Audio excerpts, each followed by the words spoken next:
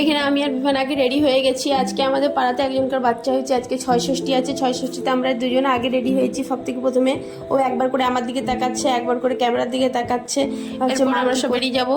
তো এখানে আমরা পৌঁছে গেছি। পৌঁছে গিয়ে এখানে ছাতা নিয়ে দাঁড়িয়ে আছি। বৃষ্টি পড়ছে বাইরে, আজকে তো সারাদিনই সকাল দিকেই বৃষ্টি পড়ছে, মানে ঝিরিঝিরি ঝিরিঝিরি নিম্নচাপের মতন বৃষ্টি পড়ছে। তো আমরা এখানে বাড়িতে পৌঁছে গেছি, যার বাড়ি অনুষ্ঠান।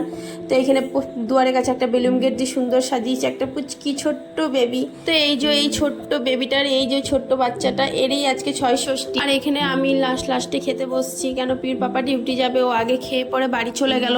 আর এখানে পিউ আছে বিভানকে নিয়ে। বিভানকে একজন না ধরলে পরে খাওয়া যায় না, বিভান এতটাই দুষ্টুমি করে, দিন দিন বড় হচ্ছে তত বেশি দুষ্টুমি করছে। তো যাই হোক, এখানে দুপুরে আজকে মেনুতে ছিল, প্রথমে দিল তো স্যালাড, তারপরে দিল ভাতের পর দিল ডাল দেওয়ার পর দিল ঝুরি আলু ভাজা। তো যে জায়গাটা আমি খেতে বসছি সেই জায়গাটা একটু অন্ধকার ছিল, মানে দিনের বেলায় অনুষ্ঠান ছিল, তো লাইটের সেমনি কোনো ব্যবস্থা ছিল না, তো ঘরের মধ্যে ছোটোখাটো অনুষ্ঠান ছিল। তো যাই হোক, এখানে দিয়ে দিল মিক্স ভেজ, সমস্ত ধরনের সবজি দিয়ে একটা মিক্স ভেজ ছিল। তারপরে দিল পটল পোস্ত, এখানে দিল ধোকার সবজি, এরপর দিয়ে দিল চাটনি, পাঁপড়, এখানে দই, আর এখানে দিল মিষ্টি। ব্যাস এই ছিল আজকের মেনু।